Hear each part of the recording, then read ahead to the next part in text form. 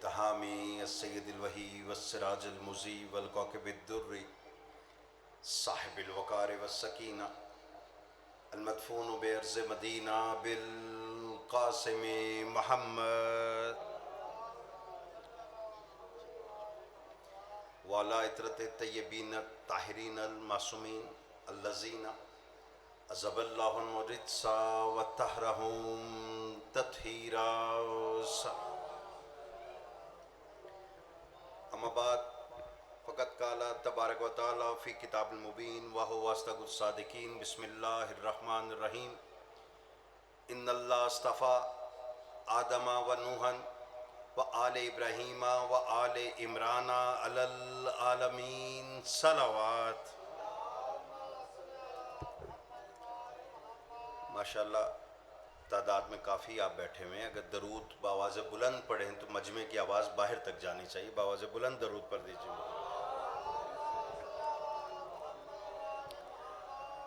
پاک رب العزت آپ سب کا یہاں چل کر آنا عبادت میں شمار فرمائے. مکتب حسینی تک آنے میں جتنے قدم آپ نے اٹھائے ہیں، ذکر آل محمد میں بیٹھ کر جتنی سانسیں آپ نے لی ہیں، پاک رب العزت انہیں معاون فرمائے کہ آپ کے گناہ صغیرہ و کبیرہ معاف فرما دے. میرے مالک جو جس رنگ میں جس ڈھنگ میں شریک عبادت ہے، سادات عظام ہیں، جتنے کارندے ہیں جو حفاظت پہ معمور ہیں، لنگر پکانے پہ معمور ہیں، یا ذکر آل محمد سننے پہ معمور ہیں، میرے مالک ان کی نیک دینی و دنیاوی حاجات کو مستجاب فرما. وہ جن کے لیے دعائیں میرے ذمہ لگائی گئیں، جو بیمار ہیں، بیمار کربلا کا صدقہ انہیں شفاء کلی و کاملہ عطا فرما. جتنے سادات عظام میرے مالک یہ لنگر مجالس ماتم ان کی نسلوں میں جاری و ساری رکھ، آپس میں اتفاق و اتحاد عطا فرما، اور ہمارے اعمال میں اتنی پختگی عطا فرما کہ بارہویں سرکار کا ظہور ہو، انہیں لبیک کہہ سکے، ان کے جانثاروں میں شامل ہو سکے. بآواز بلند درود پڑھ دیجئے محمد و آل محمد. محترم سامعین، آپ جس بزم میں بیٹھے ہوئے ہیں یہ عام بزم نہیں ہے، یہ عام محفل نہیں ہے، یہ جشن سننے کے لیے نہیں ہوتا، جشن منانے کے لیے ہوتا ہے. میں شکر گزار. اور جشن منانے کا طریقہ یہ ہے کہ جب پڑھا جائے، ذکر آل محمد کیا جائے، تو جس سے خطیب مخاطب ہو یا وہ داد دیتا رہے یا آل محمد پہ درود پڑھتا رہے. میں شکر گزار.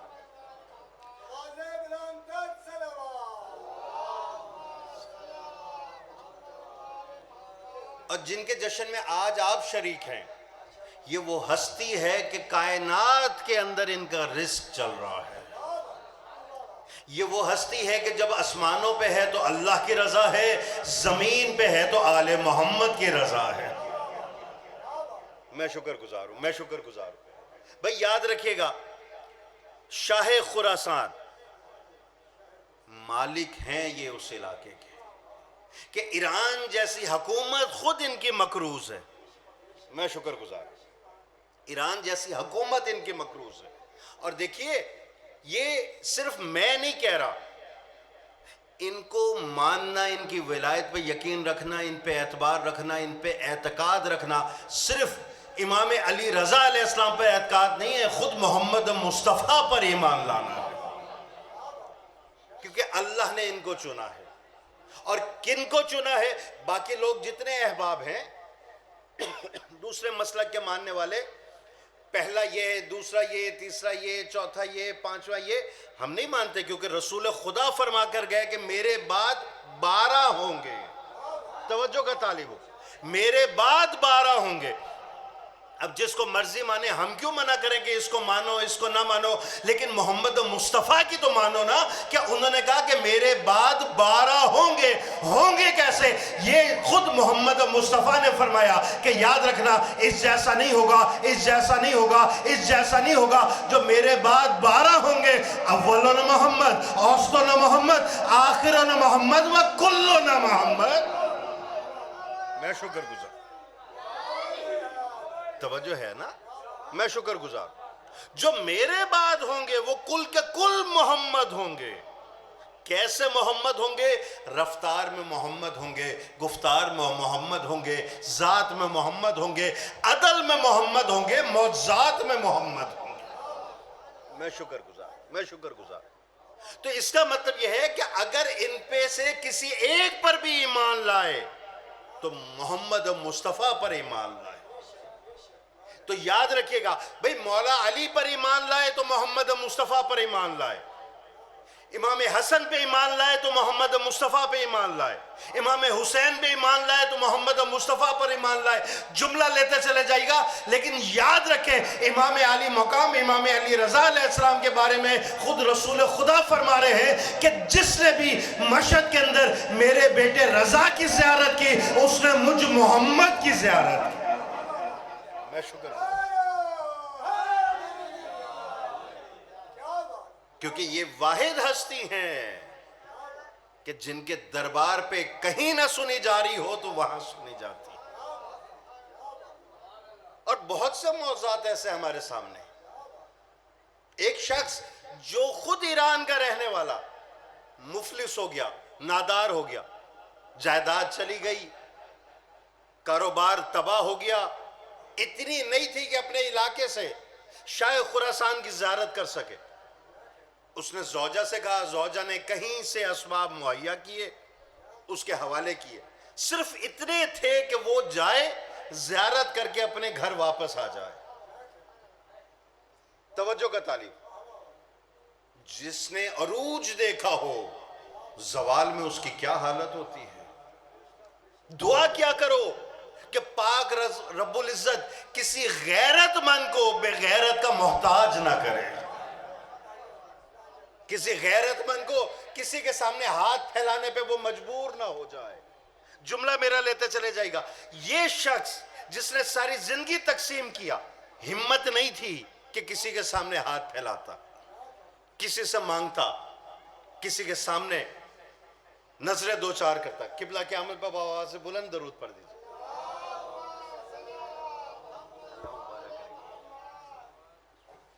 نہیں، یہ بآواز بلند ہے تو اس سے آہستہ درود سنا دیجئے۔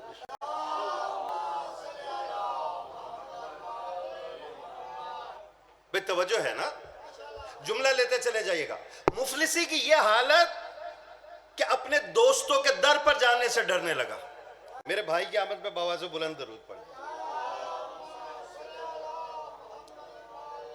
پاک رب العزت ایسے لاکھوں جشن، مجالس، لنگر ان کی نسلوں میں جاری ہو ساری رہے۔ مولا ان سادات عظام کو کسی کا محتاج نہ کرے، ایک جشن کا صدقہ۔ بھئی جملہ لیتے چلے جائیں، وہاں پر اتنا اسباب مہیا ہو گئے کہ وہ زیارت کے لیے چلا گیا۔ زیارت پہ پہنچا، امام کی زری کی زیارت کی، اپنے دل کی کہی، ان کے سامنے بس زبان نہیں کہی، دل میں رکھی، وہ پہچان گئے۔ امام کہتے اسے ہیں کہ جس کے سامنے بیان کرنے کی ضرورت نہ پڑے، بس کبھی بیٹھ کر سوچا تو کرو، سوچا تو کرو۔ آپ کے وقت کے امام زمانہ فرما رہے ہیں کہ تمہارا جملہ تمہاری زبان سے نکل کر تمہارے اپنے کانوں تک نہیں پہنچتا کہ اس سے پہلے میں امام سن لیتا۔ کبھی تنہائی میں بیٹھ کر گفتگو کرو، کبھی کہو تو صحیح، کبھی کہہ کر تو دیکھو۔ ہم دنیا کے پیچھے بھاگتے ہیں، دنیاوی لوگوں کے پیچھے بھاگتے ہیں، کبھی امام سے کہو تو صحیح، جو خود فرما رہے ہیں، اور ان کا فرمانا بحق ہے، بجا ہے کہ تمہاری زبان سے، دہن سے الفاظ ادا نہیں ہوتے کہ ہمارے کانوں تک پہنچ جاتے ہیں۔ وہ مفلس و نادار امام علی مقام، امام علی رضا علیہ السلام کے سامنے اپنے دل کی کہہ کر ہٹا تھا کہ واپس چلے۔ ابھی روڈ تک نہیں پہنچا، اس نے جیب میں ہاتھ ڈالا، جو زیادہ راہ لایا تھا وہ گم ہو چکا تھا۔ اب ناداری کی حالت، کسی سے مانگ سکتا نہیں، کسی سے کہہ سکتا نہیں، واپس آیا زری پر سر رکھ کر بس اتنا کہا، مولا آپ تو میری حالت سے واقف ہیں نا، مولا جب آپ واقف ہیں تو میرے ساتھ ایسے حادثہ کیسے ہو گیا؟ آپ جانتے ہیں کہ جب تھا میں تقسیم کرتا جاتا تھا، آج نہیں ہے تو میں کس سے کہوں؟ یہ کہہ کر ابھی واپس مڑا تھا کہ قدم ایک سکے کے اوپر آئے، اور جانتے ہیں کہ اس وقت جو ٹیلی فون ایکسچینج لگی ہوتی تھی اس میں صرف سکہ ڈالتے تھے. اس نے وہ سکہ اٹھایا, زری کے باہر نکلا, حرم کی حدود سے باہر ایک ایکسچینج نظر آئی. اس نے وہ سکہ ڈالا, ذہن میں تھا کہ رینڈم نمبر کوئی ملا دوں گا, جو بھی فون اٹھائے گا اسے اپنی حاجت بیان کر دوں گا. چلو کچھ نہ کرے, ایک وقت کا کھانا کھلا دے, واپسی کا کرایہ دے دے. توجہ کا طالب. اس نے سکہ ڈالا, رینڈم نمبر ملایا, اور یہ واقعات معجزات آل محمد کی کتب میں موجود ہیں. نمبر ڈائل کر کے اس نے جیسے دوسرے نے فون اٹھایا, مخاطب ہو کے اس نے اپنی عرض اس کے سامنے رکھی. فون پہ اس لیے کیا کہ وہ مجھے دیکھ نہیں رہا, میں اس کے سامنے نہیں ہوں, مجھے شرمندگی نہیں ہوگی. اس نے کہا یہ واقعہ ہوا, امام علی مقام کے پاس آیا, اور اس وقت جیب میں اتنا نہیں کہ گھر واپس جا سکوں. اس نے بتایا کھڑے کدھر ہے, اس میں لکھا ہے فلک آب, آج بھی چلے جائے وہ موجود ہے چوک. فلک آب پر اس نے کہا آپ وہیں پہ رکے. تھوڑی دیر کے بعد ایک گاڑی رکی. اس نے کہا کہ یہ کال آپ نے کی تھی؟ کہا ہاں میں نے کی تھی. کہا انہوں نے مجھے بھیجا ہے. پتہ چلا لینے والا ڈرائیور آیا ہے. جب گاڑی ہے, ڈرائیور ہے, تو جس سے بات ہوئی وہ بھی بڑا آدمی ہے.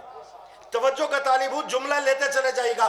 یہاں سے جب وہ گھر پہنچا تو وہ لوگ جو کبھی کسی سے ہاتھ ملانا پسند نہیں کرتے, اس مفلس کا بے صبری سے انتظار کر رہا تھا. میں شکر گزار, وہ انتظار کر رہا تھا, ٹہل رہا تھا. لے کر گیا, گھر بٹھایا, کھانے کو دیا, پینے کو دیا. اس نے کہا چاہیے کیا؟ کہا واپسی کا کرایہ. کہا وجہ کیا ہوئی مفلسی کی؟ کہا کاروبار اتنا بڑا تھا کہ میں تقسیم کرتا تھا, آج مقروض ہوں. کہا کتنے کا مقروض ہے؟ اس وقت کے مطابق جو کتب میں لکھا ہوا ہے 20 ملین کی رقم لکھی ہے. کہا 20 ملین کا. اس نے چیک بک اٹھائی, لکھ دیا 20 ملین. اس نے کہا یہ لے. کہا نیا کاروبار شروع کرنے کے لیے کتنا چاہیے؟ کہا 6 کافی ہے. اس نے پھر 6 لکھ دیا. اب یہ پریشان کہ آیا تھا تو کرایہ لے کر آیا تھا, جانے لگا تو کرایہ نہیں. اب جب واپس جا رہا ہوں تو میرے پاس جو ادھار میرے پر ہے وہ بھی ادا کر سکتا ہوں, نیا کاروبار بھی شروع کر سکتا ہوں. اس مہربانی کی وجہ کیا ہے؟ اب وہ شخص بولا کہ جو ابھی چائے رکھ کر گیا ہے یہ میری اولاد ہے, اکلوتا بیٹا ہے, یہ بیمار ہوا, سرطان کا علاج نہیں تھا, میرے خواب میں آیا کہ جا ٹیسٹ کروا, یہ کلیئر ہو چکا ہے. کیونکہ امام سے مانگ کر آ رہا تھا. کہ مولا آپ کا جو ظاہر آئے گا اس کی خواہش میں پوری کر دوں گا. آپ نے میری خواہش پوری کر دی. یہاں میں انتظار میں تھا کہ تیرا فون آ گیا. توجہ کا طالب ہوں, جملہ آپ کے حوالے کرنے لگا ہوں. کہا میں انتظار میں تھا کہ تمہارا فون آ گیا. میں نے کہا کہ اس سے بہتر اور کیا موقع ہوگا کہ زائر امام کی میں خدمت کر سکوں, تو یہ میں نے تیرے حوالے کر دیا. کہا اور چاہیے؟ کہا نہیں, جتنا مولا سے مانگا تھا اتنا عطا ہو گیا. جتنا مانگا تھا اتنا عطا ہو گیا. کیوں؟ کیونکہ رسول خود فرما رہے ہیں کہ یہ مٹھی امام کی نہیں ہے, یہ عدل کی مٹھی ہے, جو مانگو گے عطا ہو جائے گا. اور یہ محمد مصطفیٰ فرما رہے ہیں کہ ان کا جسم یہ نہ تولنا, یہ علی مرتضیٰ کا جسم ہے, یہ حسن مصطفیٰ کا جسم ہے, یہ حسین مظلوم کربلا کا جسم ہے. نہیں, یہ دیکھو گے تو کہیں حسن نظر آئے گا, کہیں حسین نظر آئے گا, کہیں یہ تمہیں زین العابدین نظر آئے گا, لیکن اگر باطن میں دیکھو گے تو کل کے کل محمد نظر آئیں گے.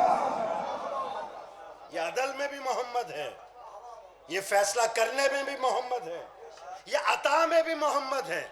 ایک شخص نے دیکھا, اور وہ شخص میرے مسلک کا نہیں ہے, دوسرے مسلک کا ہے. خواب میں کہ رسول خدا نے کچھ مٹھی میں بھر کر خرمے عطا کیے ہیں. اس نے خرمے گنے تو تعداد 18 نکلی. اب یہ اس سوچ میں کہ یہ 18 ہی کیوں ہے, اب یہ اسی اس میں تھا ادھیڑ بن میں کہ اعلان 2 دن کے بعد ہو گیا کہ امام علی مقام امام علی رضا علیہ السلام تشریف لائے. بابا سے بلند درود پڑھ دیجئے محمد والے. دیکھیے انسان جو سوچتا ہے نا کہ یہ درود ہم ان پہ بھیجیں، ہم تو گناہگار ہیں، ہمارے درود بھیجنے سے ان کو کیا فائدہ ہو جائے گا؟ توجہ کا طالب ہوں بھئی، آل محمد پر آپ درود بھیجیں تو اس سے ان کا کیا فائدہ ہے؟ یہی سوال امام علی مقام سے ہوا کہ مولا ہم رسول خدا پہ درود بھیجتے ہیں تو ہم تو گناہگار ہیں، ہم تو خطا کار ہیں، گناہوں میں گھرے ہوئے انسان ہیں، تو ہمارے درود کیا معنی رکھتے ہیں، ہمارا سلام کیا معنی رکھتا ہے ان ہستیوں پر؟ تو مولا نے کہا جاؤ گلاس پانی کا بھر کے لے آؤ۔ اس نے پانی بھرا، مولا نے کہا اس میں اور پانی ڈالو، اس نے اور ڈال دیا، مولا نے کہا اور ڈالو، کہا مولا جگہ نہیں ہے، کہ میں حکم دے رہا ہوں اور ڈال، اور ڈالا گیا تو پانی چھلک پڑا، پانی اس کے دامن پہ گرا، دامن گیلا ہو گیا۔ اب کہا کہ مجھے بتاؤ جو پانی تو نے ڈالا کہاں کیا؟ کہا مولا میرے دامن میں آیا ہے۔ کہا اسی طرح آل محمد کو تیرے درود کی ضرورت نہیں ہے، لیکن جو درود تو بھیجتا ہے وہ تیرے دامن کو بھرنے کے لیے کافی ہو جاتا ہے۔ تو آل محمد پہ درود بآواز بلند بھیج دیا کرے، بآواز بلند درود بھیج دیا۔ یہاں اعلان ہوا کہ امام علی مقام امام علی رضا علیہ السلام تشریف لائیں اور مسجد میں تخت پر بیٹھے ہیں۔ یہ بھی موقع پا کر قریب چلا گیا، قریب جا کر اس نے دیکھا کہ سامنے خرموں کا تشت رکھا ہوا ہے۔ اس نے جھولی پھیلا دی، اس نے جھولی پھیلائی، مولا نے مٹھی میں خرمے بھرے، اس کی جھولی میں ڈال دی۔ اب جب خرمے گنے تو 18، یہ پھر پریشان، کہا مولا کچھ اور عنایت کر دے۔ مولا نے مسکرا کے اس کی طرف دیکھ کر کہا اگر میرے جد محمد اور دیتے تو میں بھی اور دے دیتا۔ تو اب سمجھ میں آیا جو ان کا عدل ہے وہی رسول کا عدل ہے، جو ان کی عطا ہے وہی رسول کی عطا ہے۔ اور یاد رکھے گا جب ان کو بلایا گیا اور بادشاہ وقت نے، میں جملہ آپ کے حوالے کرنے لگا ہوں، بادشاہ وقت نے ان کو اپنی ولی عہدی دی تو اس وقت ان کی موجودگی میں کتنے ہزار کا لشکر ایسا تھا جس نے کاغذ قلم نکال لیا۔ اگر یہ حدیث ذہن میں بیٹھ گئی تو دنیا و آخرت کے لیے کافی ہو جائے گی۔ میں آپ کا اسلوب بھی جانتا ہوں اور آپ کا سننے کا سلیقہ بھی جانتا ہوں، لیکن میں چاہ رہا ہوں کچھ چیزیں آپ لیتے جائیں یہاں سے۔ کچھ احادیث لکھنے کے لیے کاغذ اور قلم افراد لے کر کھڑے ہو گئے۔ یہ ضروری نہیں کہ وہ سب کے سب شیعان حیدر کرار میں سے تھے، کچھ بادشاہ کے چاہنے والے تھے، کچھ کسی اور کے چاہنے والے تھے، کچھ اہل بیت کے چاہنے والے تھے۔ جب کاغذ قلم نکالا نا مولا کچھ ارشاد کرے تو مولا نے مسکرا کے ان سب کی طرف دیکھا تو مجھے ایک بات یاد آ گئی۔ مولا نے مسکرا کر دیکھا اس لیے کہ یا رسول خدا آپ نے ایک کاغذ قلم مانگا تھا، انہوں نے نہیں دیا، آج ان کی اولاد 2000 کاغذ قلم لیے کھڑے ہیں۔ میں شکر گزار ہوں۔ میرے بھائی کی آمد پہ بابا سے بلند درود پڑھ دیجئے۔ کا کچھ ارشاد فرما دے، اور یہاں پر جب ارشاد فرمایا تو یہ نہیں کہا کہ میں نے جابر سے سنا یا میں نے ابو ذر سے سنا یا میں نے سلمان سے سنا۔ مولا فرماتے میں نے اپنے بابا سے سنا، انہوں نے اپنے بابا سے سنا، انہوں نے اپنے بابا سے سنا۔ یہ اسناد چلتے چلتے پہنچی کہ انہوں نے امام حسن مجتبی سے سنا، انہوں نے مولا علی سے سنا، انہوں نے رسول خدا سے سنا، رسول خدا نے خود خدا سے سنا۔ اور اہل سنت کو لکھنا پڑ گیا کہ اگر کوئی دیوانہ ہو اس پر یہ پوری حدیث امام علی مقام امام علی رضا کی نہیں، صرف اس کی سند پڑھ کے پھونک دو تو وہی دیوانہ عقل مند ہو جائے گا۔ توجہ کا تعلیم حیدری نہیں، بیداری کا ثبوت دیتے ہوئے دونوں ہاتھ بلند کر کے نعرہ حیدری۔ یہ اسناد کے ساتھ فرمایا دیکھو لا الہ الا اللہ، اللہ کا ایک قلعہ ہے، جو اس میں داخل ہو گیا وہ نجات پا گیا۔ یہ کہہ کر مولا نے رخ پہ پھر نقاب کر لیا۔ اب جو وہ کاغذ اور قلم لے کے کھڑے تھے انہوں نے حدیث لکھی اور لکھ کر پھر سوچنے لگے کہ قلعہ تو ہے لیکن قلعے میں داخل ہونے کا طریقہ کیا ہے، قلعے میں داخل ہونے کی شرائط کیا ہیں، کیونکہ بڑے مکانوں میں ہر کس و ناقص داخل نہیں ہو سکتا. توجہ کا طالب. بڑے مکانوں میں ہر کس و ناقص داخل نہیں ہو سکتا. شہر نہیں کہا, گھر نہیں کہا, کہا قلعہ ہے جس پہ پہرے ہوا کرتے ہیں.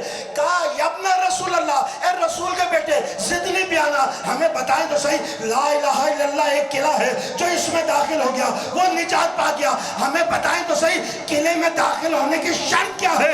تو رسول خدا کے بیٹے نے رخ سے نقاب اٹھا کر صرف اتنا کہا, صرف لا الہ الا اللہ پڑھ لینا تو میں مسلمان نہیں بتاتا جب تک اس قلعے میں داخل نہ ہو جاؤ. کہا یا علی ہمیں بتائیں تو صحیح داخل ہوتے کیسے ہیں. امام فرماتے ہیں دیکھو اس قلعے میں داخل ہونے کی شرطیں ہیں, اس شرائط میں سے ایک شرط ہم محمد و آل محمد ہیں. میں شکر گزار, ہم اس کی شرائط میں سے ایک شرط ہیں. تو اس کا مطلب یہ ہے لا الہ الا اللہ صرف پڑھ لینا یہ فائدہ نہیں دے گا جب تک آل محمد کی شرط پوری نہ ہو جائے. بھائی میرے بھائی موجود ہیں, کم از کم میں اپنی ذات کی تو قسم کھا سکتا ہوں, بے حد مجبوری ایسی نہ ہو کہ فوراً اترتے ہی ممبر پہ آنا پڑے. اول تو پہلے وضو کر کے آتا ہوں, ورنہ عبادت ایسی ہے کہ بغیر وضو کے ممبر پر آتا ہی نہیں. توجہ کا طالب, توجہ ہے نا بھائی. نماز جو پڑھتے ہیں, نماز کی پہلی شرط کیا ہے؟ وضو. اگر وضو نہ کرے نماز ہے نہیں نا. مجھے بتائیں, آپ کی نظر میں وضو نہ کیا جائے تو نماز نہیں ہوتی. مولا علی کے نظر میں اور اولاد علی کے نظر میں اگر ان سے مودت نہ رکھی جائے تو کلمہ قبول نہیں ہوتا. توجہ ہے, یاد رکھے گا بھائی. لا الہ الا اللہ یہ قلعہ ہے, اس میں قلعے میں داخل ہونے کی پہلی شرط مودت اہل بیت ہے. اور یہیں پر امام علی مقام امام علی رضا علیہ السلام نے فرمایا کہ دیکھو اس قلعے میں داخل ہونے کی شرط میں علی رضا ہوں. اب جملہ لیتے چلے جائے, جس طرح نماز پڑھنے کی پہلی شرط آپ کا وضو کرنا ہے, روزہ رکھنے کی پہلی شرط آپ کا نیت کرنا ہے, طواف کعبہ کی پہلی شرط آپ کا نیت کرنا ہے, بالکل اسی طرح جس طرح نماز وضو کے بغیر نہیں کی جا سکتی, طواف نیت کے بغیر نہیں کیا جا سکتا, روزہ نیت کے بغیر نہیں رکھا جا سکتا, اللہ کی عبادت ولایت علی کے بغیر نہیں کی جا سکتی. پاک رب العزت ایسے لاکھوں جشن آپ کی نسلوں میں جاری و ساری رکھے. مولا اس خاندان کو کسی کا محتاج نہ کرے. اور امام علی مقام امام علی رضا علیہ السلام کے صدقے میں جو بے اولاد ہیں اس وقت کا صدقہ, ان ایام کا صدقہ, ان اولاد نرینہ عطا فرمائے. جو مقروض ہے ان کا قرض غیب سے عطا فرمائے. میرے مالک, میرے خالق, میرے رازق, رضا کے میرا صدقہ محمد مصطفیٰ کا, علی مرتضیٰ کا, حسن مجتبیٰ کا, حسین مظلوم کربلا کا, عباس باوفا کا صدقہ, اصحاب باوفا کا صدقہ, جو ابھی تک زیارت امام علی مقام امام علی رضا علیہ السلام نہیں کر سکے, اس وقت کا صدقہ ان کو اذن عطا فرما, ان کو وسائل عطا فرما کہ ان کی زیارت کر سکے. اور جو جس رنگ میں شریک عبادت ہے یہ خرچ اخراجات میرے مالک اپنی بارگاہ میں قبول فرما, اور سادات عظام کو اس سے زیادہ عطا فرما. بآواز بلند درود پڑھ دیجئے محمد.